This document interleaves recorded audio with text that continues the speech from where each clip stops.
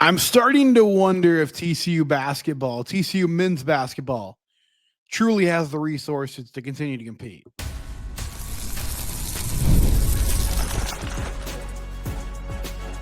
You are Locked On Horned Frogs, your daily podcast on the TCU Horned Frogs. Part of the Locked On Podcast Network, your team every day.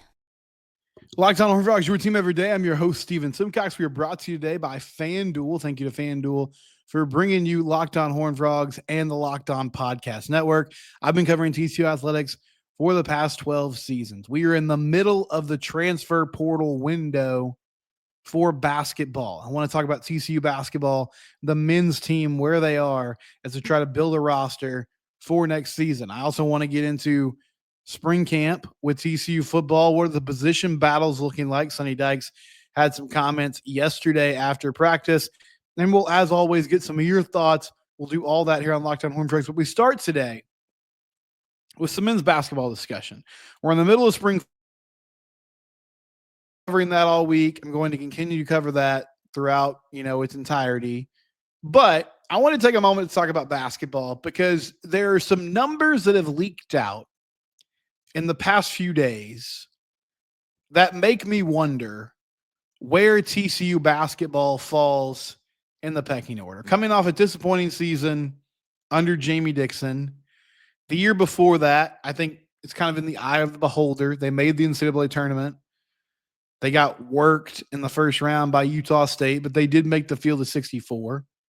And then the few years before that had arguably their best seasons in a long time, winning a couple tournament games, pushing Arizona, a 1 seed a few years back, to the wire. Mike Miles, Damian Ball, Eddie Lampkin until things imploded, Emmanuel Miller. You know the guys I'm talking about. They were really good for TCU basketball. And it felt like maybe the program was turning a corner. Was it up there with Houston and what Baylor is doing, Arizona now in the new Big 12, some of those schools, some of the heavyweights? Not consistently, but they were right there. They were competitive each and every year. They were making the tournament. They were beating teams like Baylor and Texas Tech over the past few years. They pulled off upsets in those games. But this past season was a step back. They bet on some guys in the transfer portal like Frankie Collins, Vashawn Alette. It didn't work. Frankie got injured. Alette's transferring. They're losing some guys, just normal attrition. And so now you're in a place where you're turning over a lot of this roster. They got Brock Harding from Iowa. They got Jaden Pierre from Providence. David Punch is coming back. Micah Robinson is announcing he's coming back. Malik Diallo. Jace Posey. Now, these people, it's important to note, they could still technically leave. But they have at least announced publicly their intention to come back and play for TCU basketball. Caden Edwards, big-time recruit out of Duncanville, coming in this offseason. He'll be a true freshman next year. But as I look at this roster, the way it's currently constructed, I like some of these pickups. I think Brock Harding from Iowa is a solid point guard. And that's what he's going to be asked to do. Handle the ball, initiate offense, take those opportunities to score when he can. He averaged 8 points a game at Iowa. He shot about 40% from three. And my goodness, they need floor spacing and shooting. And then Jaden Pierre, to me, is a volume scorer. I hope he turns into a really good player, but he's been known to turn the ball over at times. He wasn't always the most efficient player, but he did show at Providence that he had the ability to fill it up. And they need a primary scoring option, that is for sure. Because they don't have a guy that really fits that mold right now. You hope David Punch evolves some offensively. But what has me thinking about this is I'm not sure what's happened this offseason. I don't know if it's because we're starting to find our sea legs with NIL and we sort of understand how things are working now. It's still a free-for-all, but it's been in the system now for a few years and we've kind of seen the inner workings. I'm not sure if it's the fact that the house settlement's coming down this summer. And with that, you're going to have revenue sharing and more guardrails and more regulations. But these NIL numbers, which for the first few years of this era have been pretty hush hush. You'll hear somebody say, "Oh, yeah, I know about this." I mean, we knew about the Jaden Rashada deal because it blew up and turned into a lawsuit situation. But for the most part, it's like, oh, my source says this, my friend says this, my friend of a friend, my uncle's buddy says that this guy's making $1 million or $2 million, whatever the case is. But a couple days ago, Rob Wright, point guard at Baylor, who had a really good freshman season, averaged about 12 points a game. He's headed to BYU, apparently. And according to Grayson Grunhafer from 365 Sports, he's going to ink a $3.5 million NIL deal to make that happen. Today, JT Toppin from Texas Tech announced that he is coming back and will play for Grant McCaslin again next season. Matt Norlander says JT is expected to be paid $4 million in NIL earnings at Texas Tech next season. A source tells CBS Sports the latest, biggest piece of evidence that reflects how invested Tech is in basketball and a positive development for the sport to retain a player as great as Toppin. Norlander went on to say he thinks JT might end up being your Naismith preseason player of the year. He'll be on those watch lists. He's a dude. Okay. $3.5 million or $4 million. Sometimes when I talk about resources and funding on this podcast as it relates to TCU, people get upset with me and they're like, TCU is not poor. Stop saying they're poor.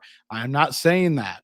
I think TCU has a pretty good handle on spending. I feel like they're doing a good job. They've been aggressive at times, but it feels like they have a system in place across all sports, especially in football, where they have made it a priority to allocate their NIL resources towards retaining talent.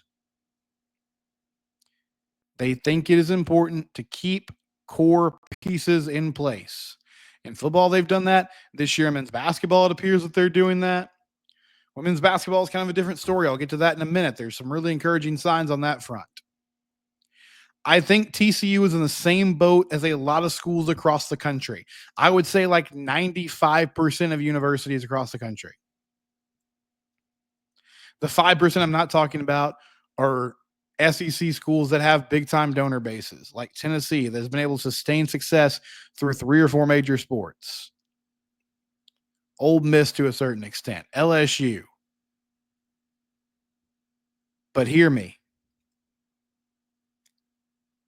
The conflict that TCU is running into, I believe, it's not that they can't get people to donate and can't get people to pony up for NIL funding.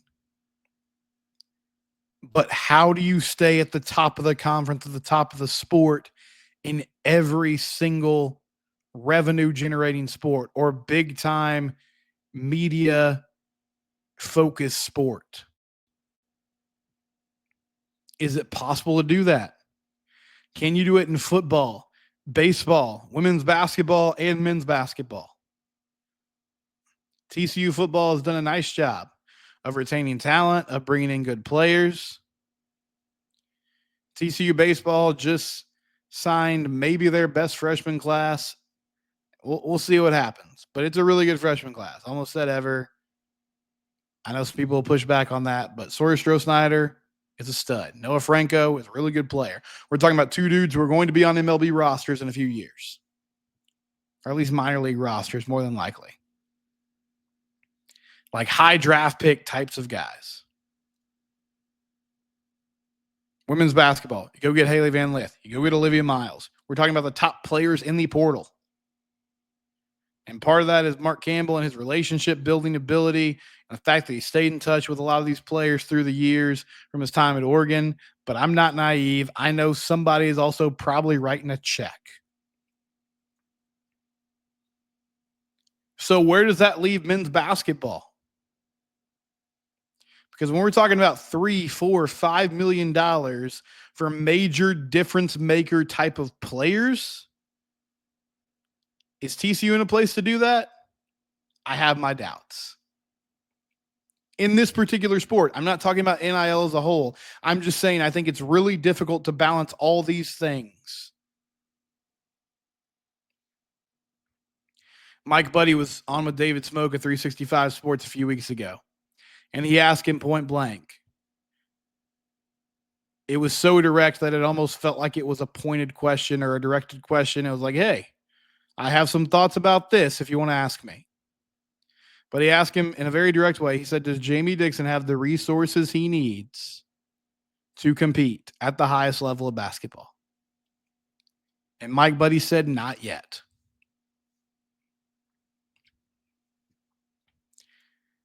So is the playing field more level when revenue sharing comes into play?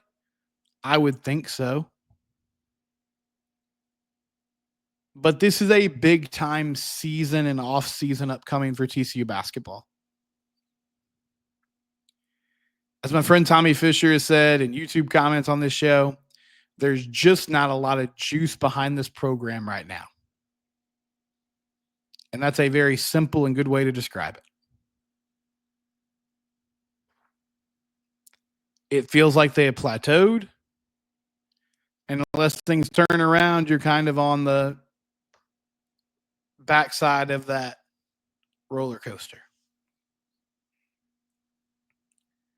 Now, that's not me waving the white flag. I think there's some talent on this team, and I believe that they can find a way to be successful if some of these young guys play at a high level.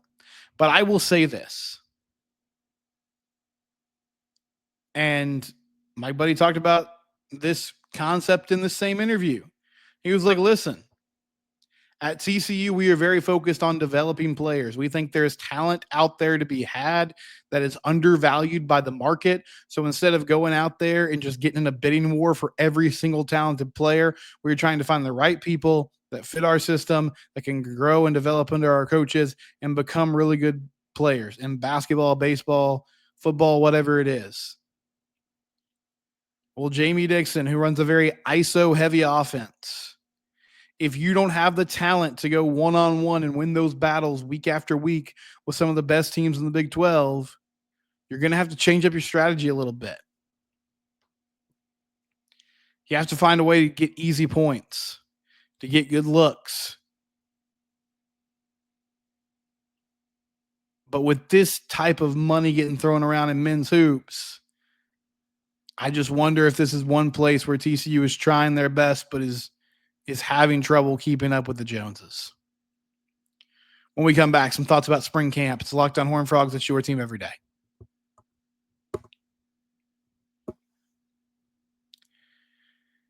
Anybody else watch Luka Doncic just thrash his former team and almost drop 50 points on the Mavs on Wednesday night? I did. I should have gone to FanDuel.com or downloaded the FanDuel app and put the over on Luka's point total because I felt like he was going to have a good game. He was going to be highly motivated. He's getting teared up, choked up, watching that tribute video. And then he goes out there and just destroys the Mavs in front of Nico Harrison. What a crazy night. The NBA playoffs are almost here. FanDuel is giving new customers an incredible way to get in on the action. You place one $5 bet when you join FanDuel. You get $250 in bonus bets if your bet wins. You win one $5 bet, you get $250 in bonus bets as a new customer at FanDuel.com or on the FanDuel app. They make betting so easy, whether it's picking your favorite team or player props. From three-pointers to steals and assists, FanDuel has so many ways to bet your favorite player props. Don't miss out. Head to FanDuel.com and claim your $250 in bonus bets today. That's FanDuel.com. FanDuel, it's where the game starts. All right. Locked On Horned Frogs, your team every day. Sonny Dykes in the middle of spring practice. He was talking about position battles in a media session on Tuesday. And I wanted to hear what he had to say because I've been pretty adamant through the first few weeks of this and really during the offseason. There's not a ton of battles at like the ones right now.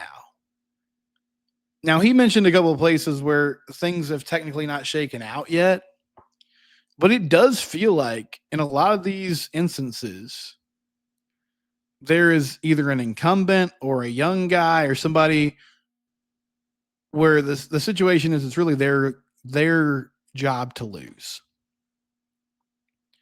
Not that they're just being crowned the starter and they're being given the job, but unless something changes, they'll be there. So he talked about offensive line and some of those young offensive linemen pushing for jobs.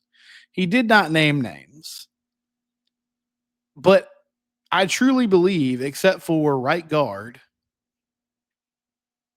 it's pretty set what they're going to do. Ryan Hughes at left tackle, Cade Bennett at the left guard, Colton Deary at center. And then whether it's Carson Bruno or Remington Strickland, Cooper Powers, you got a couple different options there at that other guard spot. And then Ben Taylor Whitfield as your tackle. Those are two young tackles anchoring your offensive line, which makes me sort of anxious. But the good news is these guys are going to get valuable reps. And Ben Taylor Whitfield, honestly, is a dude who's been thrown in the fire now for a couple of years.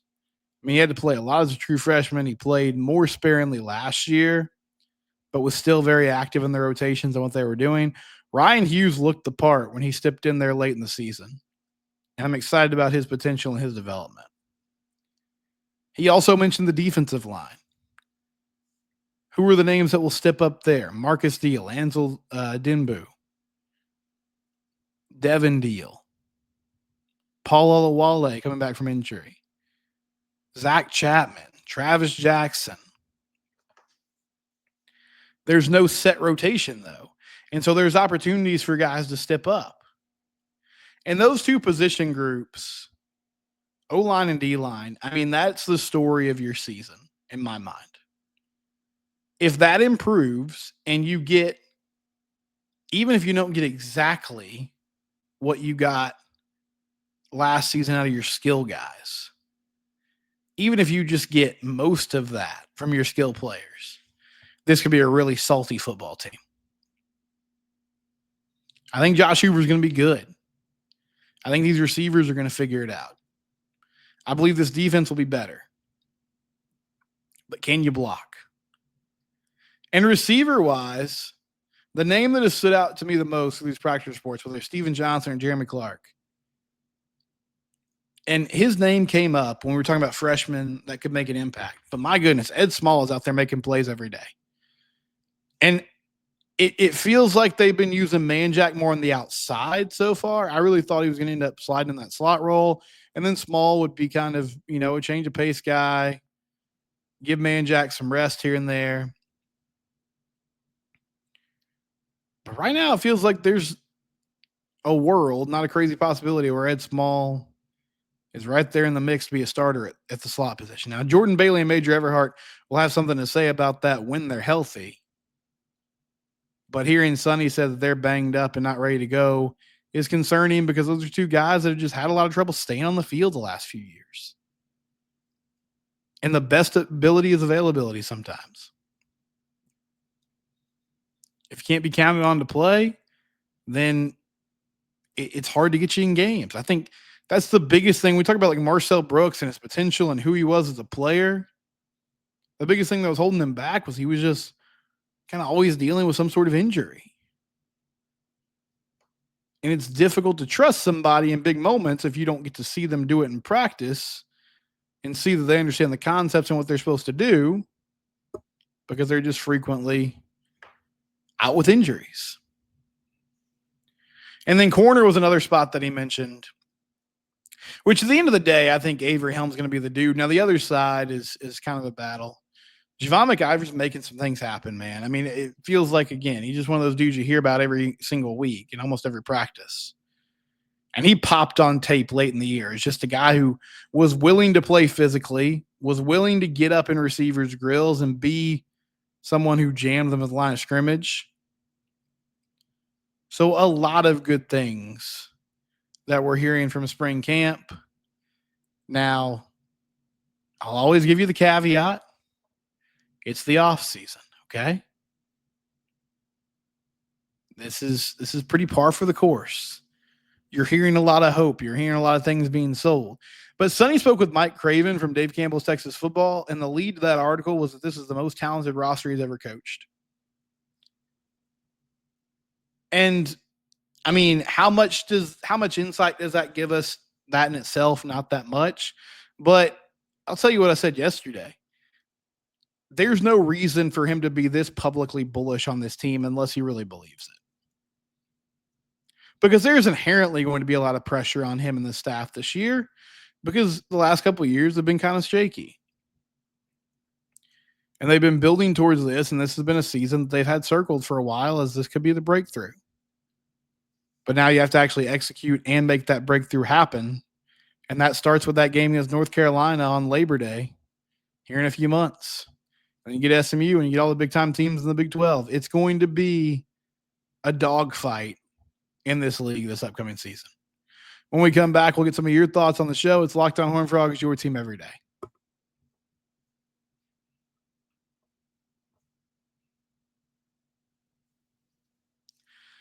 Okay, a couple things I need to mention because I haven't done it very well as of late. TCU Men's Tennis won a Big 12 title. Congratulations to David Erdidi and that squad. They're great. And I think it was Matt Clark that told me this a few times. But TCU Beach Volleyball, number one in the country. So that's awesome to see. That's another sport that TCU has just made things happen in over the last few years and has built a very solid program, and they're right there in the mix again to be playing for a national title potentially early in the season, but welcome news that they're number one in the country and making it happen. So congrats to both those programs. Men's tennis just fell short in the ITA national tournament, hoping to build towards the NCAA tournament here over the next few months. So some feedback from yesterday's show. Tommy says, can Mark start recruiting for JD? He's talking about Mark Campbell recruiting for Jamie Dixon. Yeah, I mean, he's great at that, right? Like, he's great at that part of the job. And I think he's got a lot of energy, a lot of enthusiasm. It also just helps when you win. I mean, if you win, you can sell a lot of this stuff. It's tough to recruit on vision and hope. Now, Mark did that too very well. But the cool thing is now he can point to, hey, Haley Van Lith was at a career crossroads. We helped you turn this thing around and get better. Sedona Prince, Madison Connor, similar type of thing. Madison Connor averaged 4 points a game at Arizona. She wasn't a complete afterthought, but she was just known as a spot-up shooter. And TCU turned her into a real offensive weapon, a scorer, and not just someone who can space the floor. Cole Rogers says, it seems to me that the investment should be in football and women's basketball. Women's basketball investments seem to have a higher payout potential per dollar invested. TCU made the Elite Eight with how much investment?